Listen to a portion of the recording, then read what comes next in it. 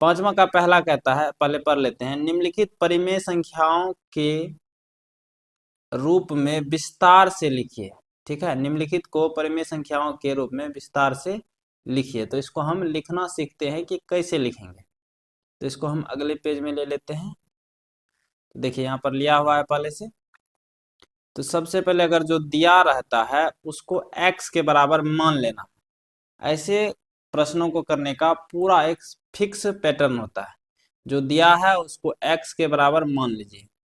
माना x बराबर 4.32 पर बार।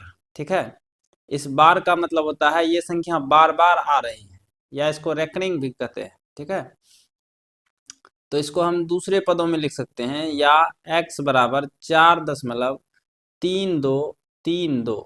ठीक है, इस तरह से हम लिख सकते हैं। डॉट डॉट दे दिए मतलब आगे तक ये अनंत तक चलेगा। ठीक है, और इसको समीकरण संख्या मान लेंगे 1।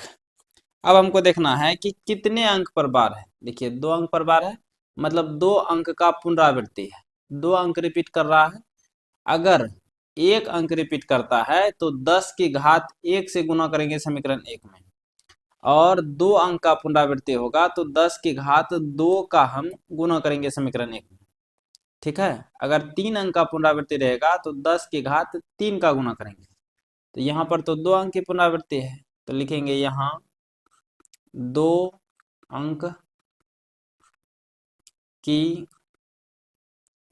पुनरावृत्ति है।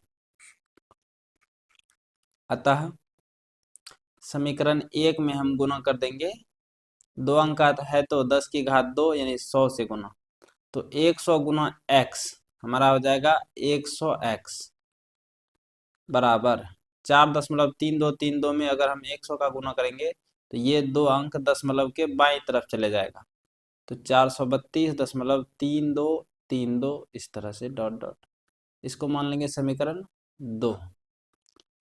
तुम लोग के मन में सवाल आ रहा होगा कि यहाँ पर जब हम ये 3 2 इधर टपा दिए तो फिर ये एक्स्ट्रा कैसे आ गया।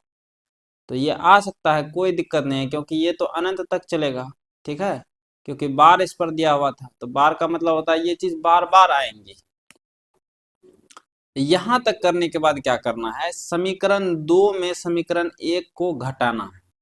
हम पहले ही बता चुके हैं इसका फिक्स प्रोसेस होता है। समीकरण 2 में हम घटा देंगे समीकरण 1 को, तो समीकरण 2 घटा समीकरण 1।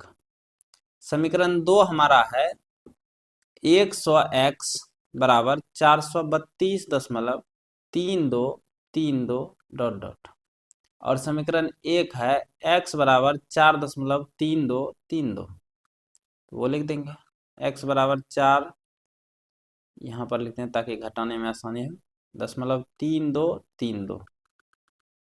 अब इसको हम क्या कर देंगे, घटा देंगे। तो घटाने के लिए घटाव का चिन्ह लगाएंगे।